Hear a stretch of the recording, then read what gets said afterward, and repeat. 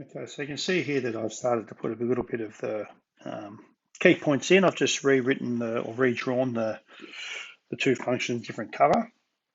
So let's mark in, I've marked in red there, and maybe I'll just delete them for now.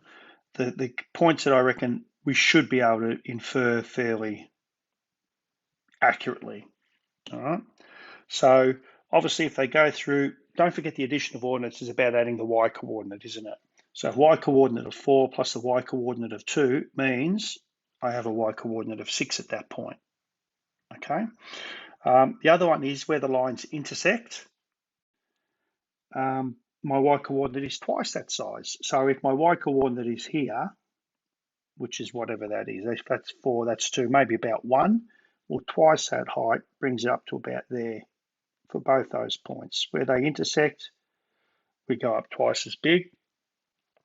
The only other point really I could perhaps infer is if this positive distance here is equal to the negative distance there, well, that would be an intercept.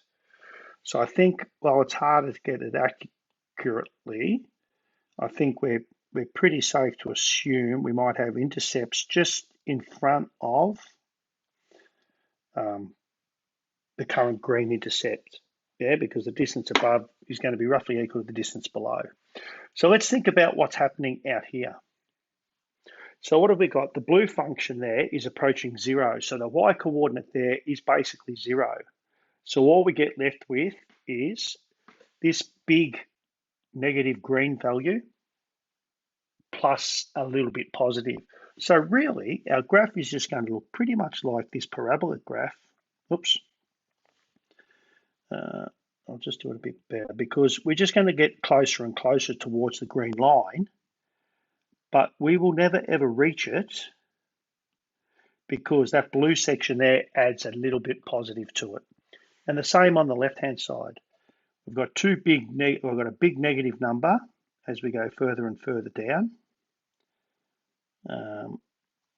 Actually, I probably should start this at the axes. Let's just start that concept at the axes because I've got these big, from this point on here, I've got the green value plus a little bit of positive. So we'll be away from the graph a little bit, but we will get gradually closer and closer and closer towards the parabolic shape. All right. What happens above the line? Well, we know that we've got two positive values, and so we're going to add them together. So everything, so if you look at the green graph, everything is going to have a blue number added to it. So, and we can get, we're thinking that this could be the 0.11, so that becomes up there at 2. Even if I was to pick that point there to the left, I'm going to add that blue value, so maybe it goes up to there. We know that it reaches at 0, so really, I think we're going to have a parabolic sort of shape where my red line, which is my function line, gets a little bit further away from the blue line as we go further up and gets a little bit closer to the green line as we go down. All right. So I think that's going to be a pretty reasonable approximation of what those two graphs added together look like. We probably should have a bit better symmetry on the left and right hand side. But I guess what we'd be looking for really are the key points. That's a key point. You've got that intercept right. I think a key point where the graphs intersect, the general nature of the graph that is continuing down negative. Otherwise, yeah, I think that's about it. Okay, again, let's sort of mark in the key features of this graph that we think we can have. Where any one of the functions is equal to 0, well then the other graph will just be that intercept. So for example, I'll mark everything in red. So there's an intercept there at 0, so that we know the function goes through that point there. Okay. In actual fact, we have the function undefined there for the blue line, which means the whole function, okay, is going to be undefined everywhere. So we're going to have an asymptote there at x equal to 0.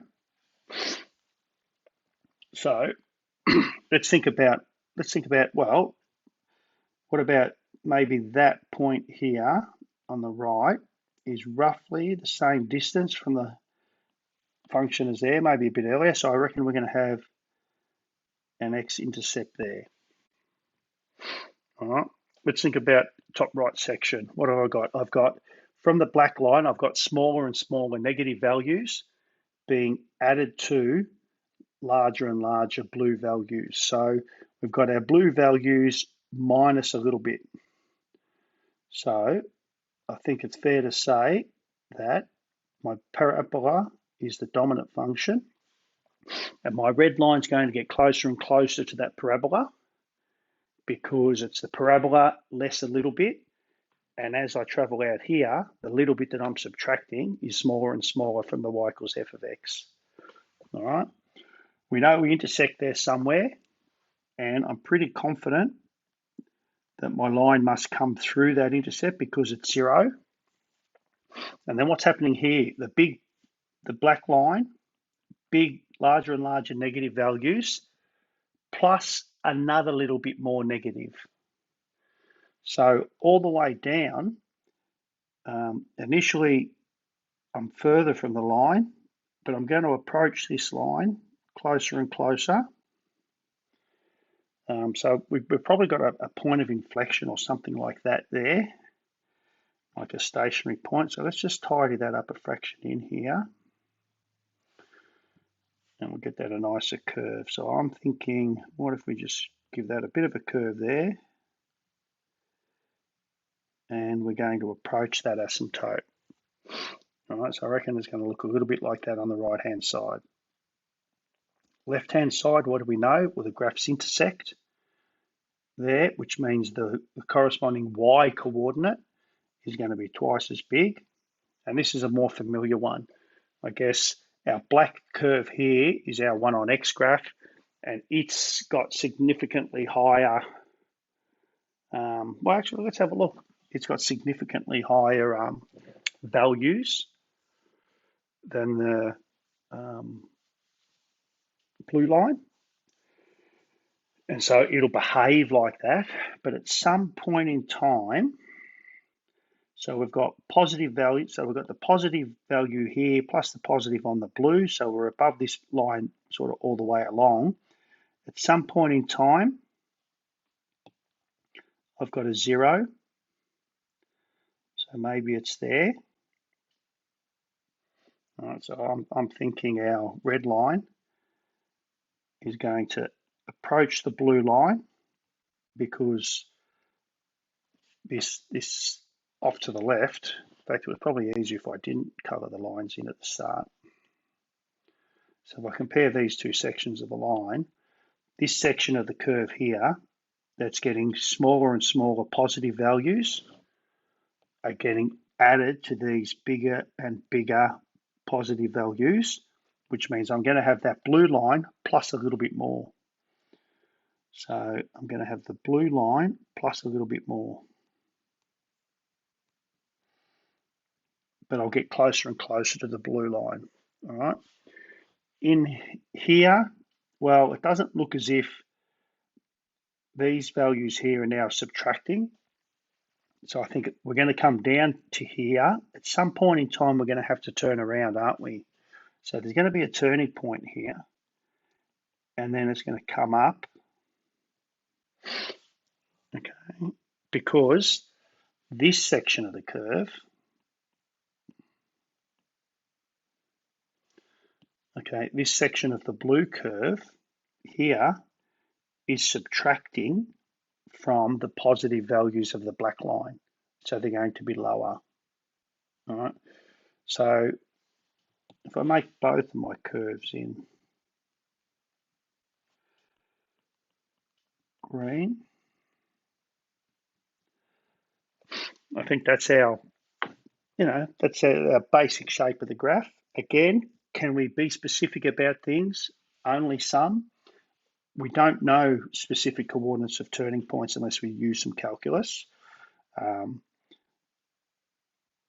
That point there where we're crossing over, that looks like that's the 0 coordinate there. I do know there is an asymptote at x equal to 0. And I guess I do know that as my function gets bigger, as the x values increase, the left-hand side of my curve behaves like the parabola. As it gets closer to 0, the right-hand side of my curve behaves more like the hyperbolic function. All right, so I think that's probably the key attributes there. A quick look on the right there, you can just see I've drafted up a couple of possible functions, and it's got a very similar shape to it, so that's always nice to see, I think.